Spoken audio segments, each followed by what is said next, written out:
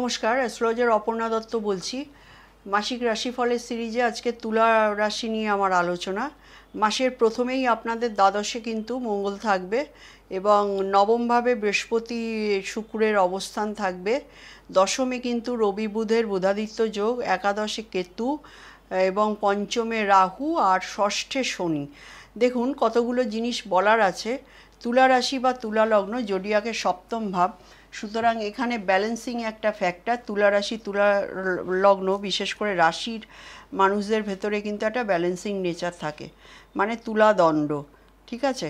তো সেক্ষেত্রে যেহেতু জোডিয়াকের এটা সপ্তম ভাব, এদের একটা টেন্ডেন্সি থাকে, এরা ব্যবসায় খুব দক্ষ হয়।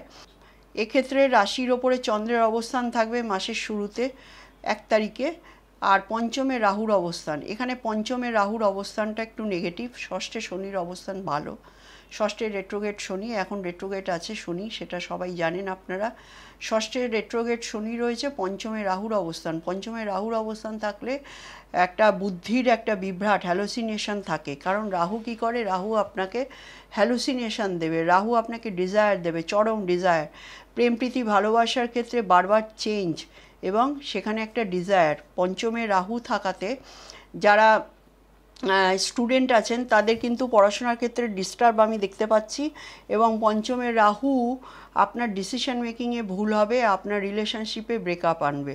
ষষ্ঠে শনির অবস্থান ভীষণ ভালো একটা পজিশন। ষষ্ঠভাবে চন্দ্রের ষষ্ঠে যখন শনি থাকে তখন একে মানে ভীষণ পজিটিভ শনি বলা হয়, কারণ ষষ্ঠ থেকে সে অষ্টম ভাবকে দৃষ্টি দিচ্ছে, মানে আপনার কষ্টের জায়গা শেষ করে দিচ্ছে।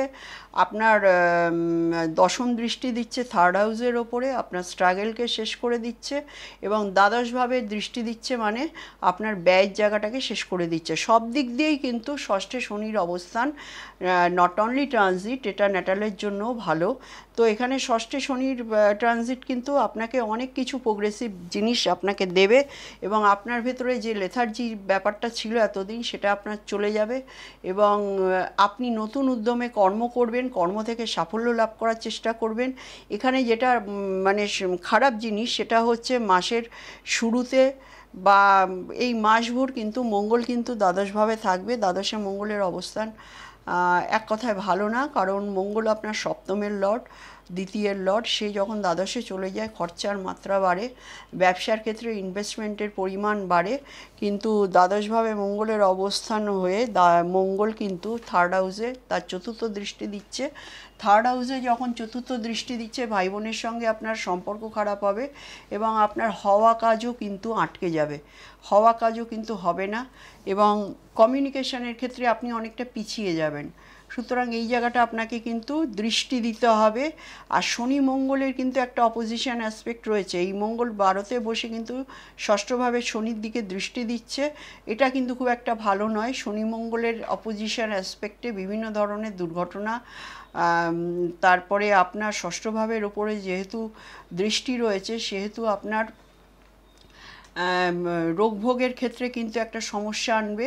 ষষ্ঠভাবে শনির অবস্থানে আপনার হাঁটু, হাড় সংক্রান্ত, কোমর, এইসব জায়গা, পায়ের পাতা, এইসব জায়গায় কিন্তু চোট আঘাত লাগার সম্ভাবনা এবং এখান থেকে কিন্তু আপনার ব্যথা যন্ত্রণা, কারণ শনি কিন্তু আপনার হাড়ের সমস্যাও কিন্তু আপনাকে দেবে। এবং যেহেতু মীন রাশির ঘরের ষষ্ঠ ভাব আপনার শনির অবস্থান, সেহেতু এটা ফুট ওরিয়েন্টেড, পায়ের পাতা সংক্রান্ত সমস্যা আপনাকে দেবে। সে বিষয়ে কিন্তু আপনারা সাবধান থাকবেন। কর্মের ক্ষেত্রটা খারাপ নয়। কর্মে রবির অবস্থান রয়েছে, একাদশের লর্ড দশমে গিয়ে বসে আছে এবং সে নবমের লর্ডকে নিয়ে বসে আছে, দ্বাদশের লর্ডকে নিয়েও বসে আছে। সুতরাং যারা এক্সপোর্ট করেন, যারা বিদেশে পাঠরত আছেন, যারা বিদেশে ভ্রমণ করতে চান বা যারা বিদেশে কর্মসূত্রে যেতে চান, তাদের কিন্তু একটা বিদেশ যাত্রার যোগও কিন্তু আমি দেখতে পাচ্ছি। একাদশে কেতু রয়েছে, একাদশে যে কোনো প্ল্যানেটই পজিটিভ।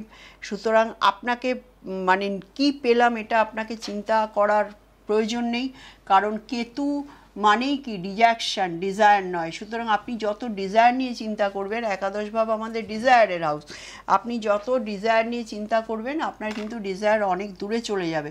সুতরাং আপনি যদি চিন্তাটা ছেড়ে দেন ঠিক সময় মতো, কিন্তু আপনার সমস্ত কিছু ফুলফিলমেন্ট অফ ডিজায়ারে রূপান্তরিত হবে। এবং যারা দেখুন একটা কথা আপনাদের বলার আছে, যেটা তুলা রাশির যারা জাতক জাতিকারা বিবাহের জন্য মানে অগ্রসর হচ্ছেন, তাদের কিন্তু বিয়ের যোগ পুরো মাত্রায় দেখা যাচ্ছে, কারণ বৃহস্পতির কিন্তু অবস্থান নবমভাবে রয়েছে। 159 হাউসকে কিন্তু আপনার অ্যাক্টিভেট করবে ধর্মত্রিকোণ। সুতরাং বিয়ে কিন্তু যাদের দশা অন্তর্দশা পারমিট করেছে তাদের কিন্তু এই তুলা রাশির জাতক জাতিকাদের বিয়ের কিন্তু সম্ভাবনা 200% রয়েছে। সুতরাং বৃহস্পতি কিন্তু এই ইনিশিয়েশনটা আপনার জীবনে ঘটাবে। এবং পঞ্চমভাবে বৃহস্পতির দৃষ্টি আছে বলে কিন্তু রাহু অতটা উৎপাত মাচাতে পারবে না। সুতরাং তবুও রাহু কিন্তু তার প্রত্যন্তর দশা অন্তর্দশায় কিন্তু এই ফলগুলো দিয়ে থাকে। এখানে ট্রানজিটের রাহু 5th হাউসে রয়েছে বলে, পঞ্চমে রয়েছে বলে এখানে কিন্তু আপনার সন্তান এবং আপনার বুদ্ধি, যে বুদ্ধিটা কিন্তু পঞ্চম ভাব আমাদের কি বুদ্ধি, এখানে ম্যালিফিক প্ল্যানেটের অবস্থান এখানে কিন্তু আপনার বুদ্ধির বিভ্রাট ঘটায়। এবং আরেকটা জিনিসও বলার আছে, সেটা হচ্ছে স্পেকুলেটিভ মাইন্ড। মানে 5th হাউসে কোনো ম্যালিফিক প্ল্যানেট কিন্তু আপনাকে স্পেকুলেশনের দিকে কিন্তু মানে বেশি করে ইনভলভ করার চেষ্টা করবে। সুতরাং আপনি কিন্তু যদি স্পেকুলেটিভ মাইন্ডেড হয়ে যান, কারণ আপনার কিন্তু দ্বাদশভাবে মঙ্গল রয়েছে, আপনার গেনের থেকে লসের পরিমাণ বেশি হবে।